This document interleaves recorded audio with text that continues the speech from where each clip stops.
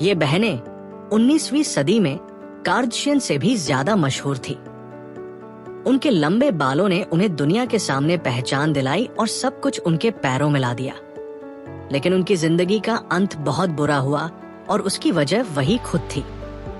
New York की 7 Sutherland बहनों के पास कुछ ऐसा था जिसने उन्हें बड़े पैमाने पर पहचान दिलाई।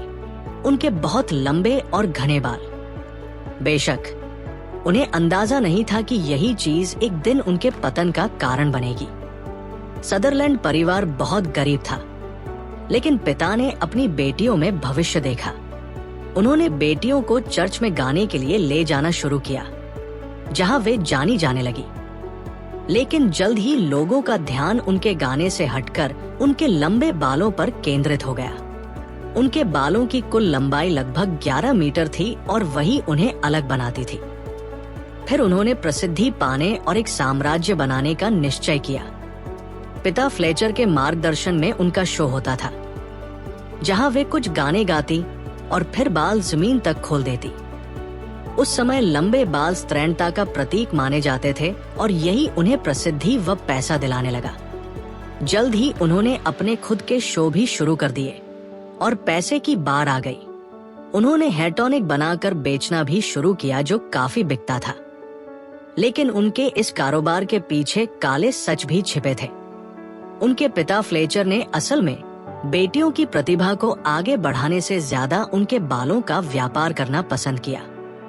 बालों को बनाए रखने के लिए उन्हें एक ऐसा उत्पाद लगाना पड़ता था जिसकी बदबू बहुत खराब थी और दर्शकों की नाक पर बुरा असर डालती थी।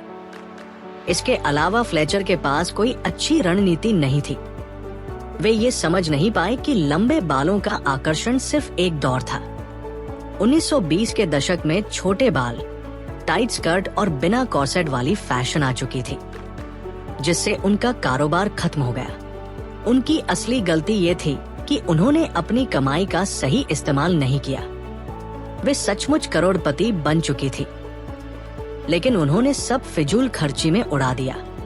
उन्होंने हवेलियां खरीदी जिनमें विदेश से आयात किया हुआ फर्नीचर और बड़े बड़े झूमर लगे थे। उनकी अलमारियां महंगे कपड़ों से भरी रहती, यहाँ तक कि उनके पालतू जानवर भी शाही अंदाज में रहते, बेहतरीन खाना खाते, ऊनी स्वेटर पहनते और रेशमी चादरों पर सोते। आखिरकार यही विलासिता उनकी बर्बादी का कारण बनी। वे भूल गईं कि जिस जगह तक वे पहुंची थी, उसके लिए उन्होंने अपनी इज्जत और विनम्रता तक दांव पर लगाई थी।